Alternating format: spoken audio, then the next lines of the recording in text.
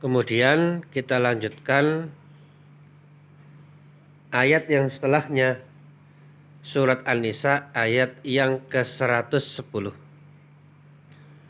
Terlebih dahulu kita baca.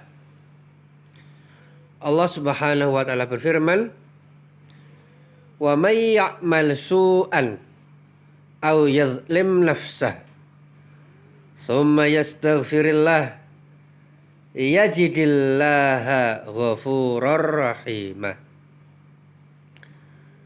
Dan barang siapa yang mengerjakan kejahatan atau menganiaya dirinya sendiri, kemudian dia memohon ampun kepada Allah Subhanahu wa taala, maka niscaya dia akan mendapati Allah Subhanahu wa taala Maha Pengampun lagi Maha Penyayang.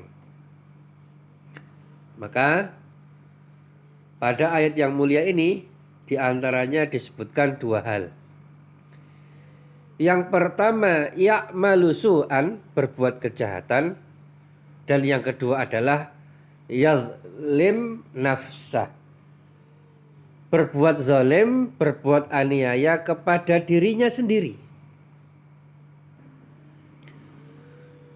Maka terkait perbuatan jahat, perbuatan kezaliman, itu ada yang dilakukan kepada orang lain dan ada berbuat zalim kepada diri sendiri. Dan kedua-duanya itu sama-sama berdosa. Ketika seseorang menzalimi orang lain, maka dia harus bertanggung jawab dan dia harus minta dihalalkan selama di dunia. Dan begitu pula kalau seseorang itu menzalimi dirinya sendiri,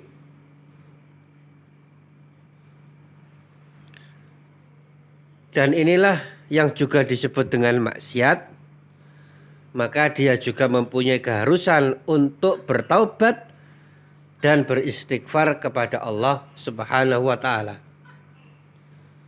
Maka di sini disebut dengan yazlim nafsah, menzalimi diri sendiri, meskipun yang dizalimi adalah dirinya sendiri, maka hal ini juga terlarang. Maka tidak bisa seseorang mengatakan ini kan badan-badan saya sendiri, ini kan uang-uang saya sendiri, harta saya sendiri, masa tidak boleh saya gunakan sekehendak saya. Maka dalih seperti ini tidak bisa diterima karena tubuh kita sendiri, badan kita sendiri itu adalah pemberian dari Allah Subhanahu wa taala dan kita harus taat kepada Allah Subhanahu wa taala. Maka jangankan kepada orang lain, kepada diri sendiri pun tidak boleh berbuat zalim. Bahkan ada jenis menzalimi diri sendiri yang mendatangkan laknat. Contoh dalam hadis muttafaqun alaihi yang disepakati oleh Bukhari dan Muslim, dari sahabat Abdullah ibnu Umar radhiyallahu anhuma, beliau mengatakan, la'anan nabiyyu sallallahu alaihi wasallam al-wasilah wal mustausilah wal washimah wal mustaushimah.